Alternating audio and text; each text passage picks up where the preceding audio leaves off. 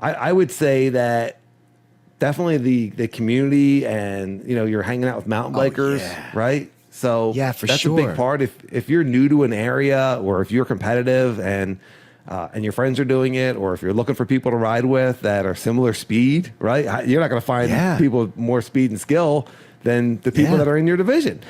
Right? Yeah, exactly. Yeah, yeah. Speaking of division, one of the benefits that I found was you just have no idea where you stack up in the mix. Yeah. And for me, I do have a competitive streak, and I just kind of wanted to know where I was. And this seemed like a really good opportunity to do that. As it turns out, I was absolutely terrible at racing, so I don't know what that did for me in terms of figuring out where I lined up. But yeah, that was kind of neat. That was kind of neat to see where, your fitness level was. It's cool when you're training. So you and I have this kind of unique relationship where we train hard because we want to be able to be really strong and ride really well on our group rides, which is oftentimes just you and me, or you, me, and Stick. Yeah. But fitness is a big part of kind of our ethos. And if you were finding that you need motivation to get fit, then put a race on your schedule. Yeah. And see what happens. That's a really good point. When we rode with WS09 guys, right? Yeah. Rich and Gary had become really good friends through racing.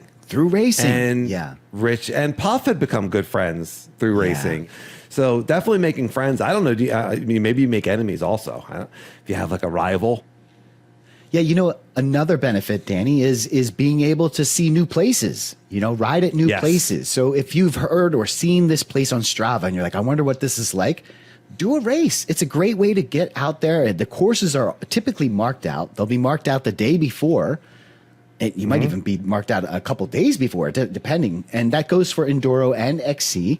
So this is a great way to just go out and pre-ride the course, get to know the trails. You're not going to get all of them, but you'll get a good majority of them. And the trails I just marked. think that's fact. Yeah, you don't need a map. You don't need your trail forks out. It's a home run. Just go and ride.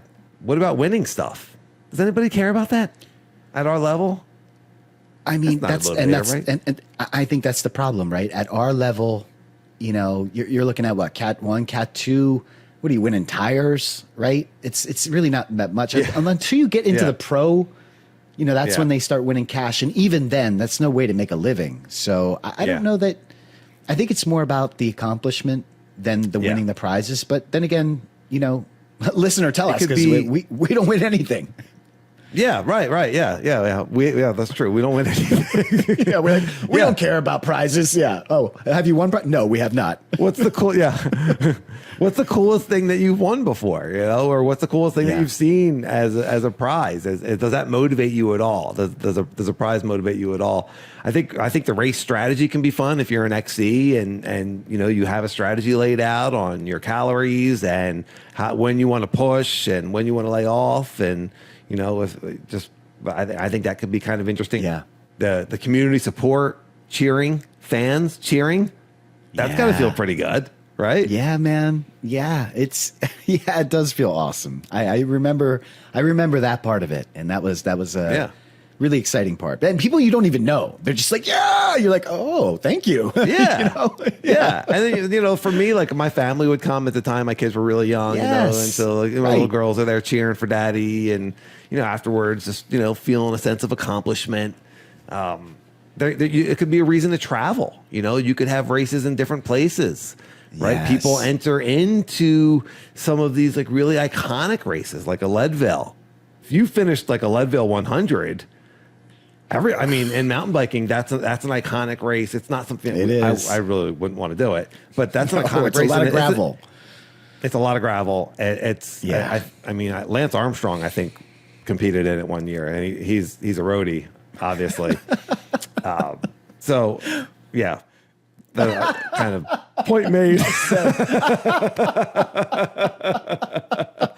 If I were to race in something, I would want to race in something that needed some mountain bike skill more than that. But however, that is a race at elevation that goes to higher elevation. It's absolutely brutal fitness wise. Yeah. And then you do need some serious descending skills coming down on that mountain, because you're coming down the same trail that people are going up. and it's very gravelly and very loose. So I'm sure the better your downhill skills are, the better you're going to do on that. And there's other races like that, and some of these stage races are also like that. So but a reason to travel, and then which we also talked about was bragging rights, which I just kind of mentioned, right? Like I did this. I did this stage race. I did this 100-mile race. I did this 24-hour race. Yeah. Any other benefits that you want to mention before we get into what we would say the drawbacks are? No, I was going to do a fancy segue, but since you just went ahead and did a normal segue, no, let's hear it. No, let's rewind. Fancy. Let's rewind. This is the fancy segue? I'm so disappointed. No. Okay, the fancy segue was, Dan, you had mentioned you were so tired. What are some other drawbacks to racing? See. Oh, that's good. That was good. It's good. That was good. No, I was working on it. Don't second guess yourself. It was good. I liked it. Let's use it. We'll edit out the first part, and we'll only use the fancy part.